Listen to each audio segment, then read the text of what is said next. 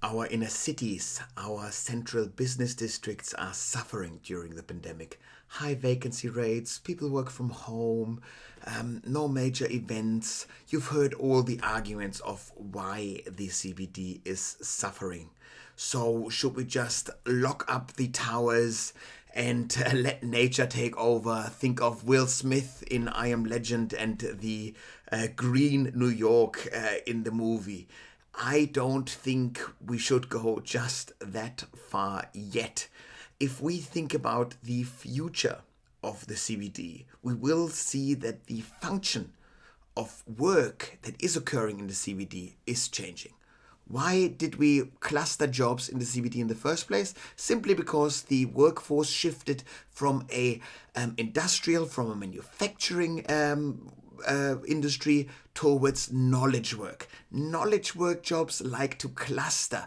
A banker needs to be next to an accountant, needs to be next to clients, needs to be next to the startup environment. All of those jobs really benefit from being one next to one another.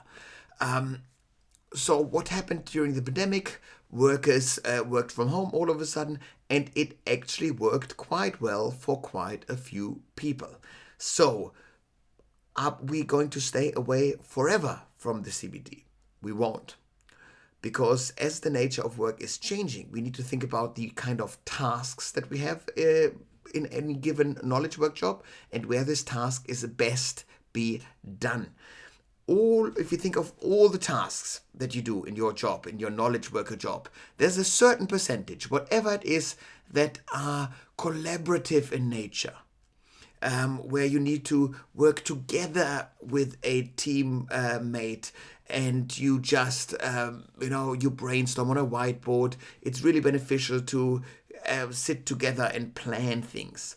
These kind of collaborative tasks should take place in a CBD, or doesn't need to be a CBD, needs to be in some sort of shared space, ideally a central space. The CBD is a great place to do so. But there are all those not interpersonal tasks where you just write an email, you play with PowerPoint, you analyze an Excel spreadsheet. All of those tasks are better done at home. If you see any worker sitting in an open plan office with their noise cancelling headphones on, suffering or being annoyed by all this noise, that is not helping anyone. This kind of work should be done at home.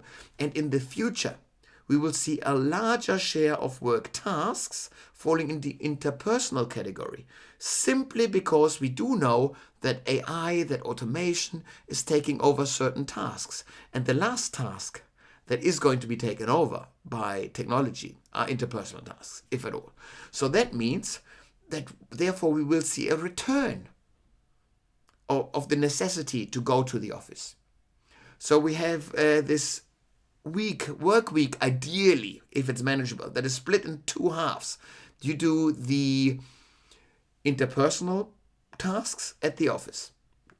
You commute to the CBD 1 day, 2 day, 3 day, 4 days per week, whatever your individual week requires. And you do the quiet thinking, deliberative, silent work in the quiet of your own home, of your study at home.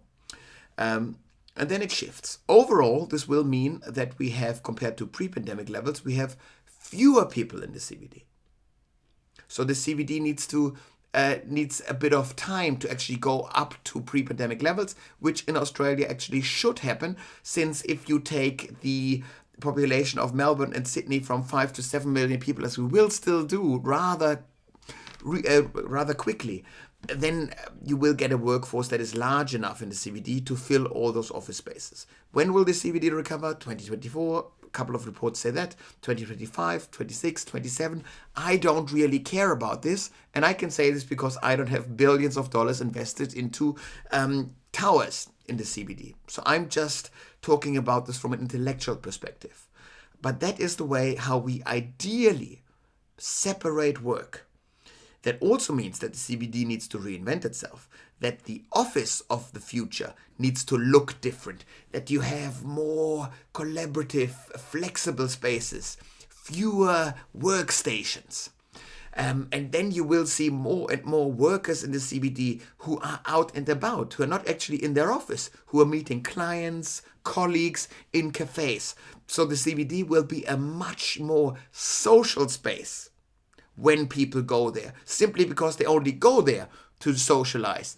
So if an old-fashioned pre-pandemic boss walks through their office, they might think it's mayhem, where absolutely nobody does any work. But that's not the case. The real work, the deliberative, quiet thinking work, will be done from home. More about this, couple of charts can be found in my column, which has been published today in The Australian. Link is below. And if you're interested into more of these insights, subscribe to this YouTube channel or follow me on LinkedIn and Twitter.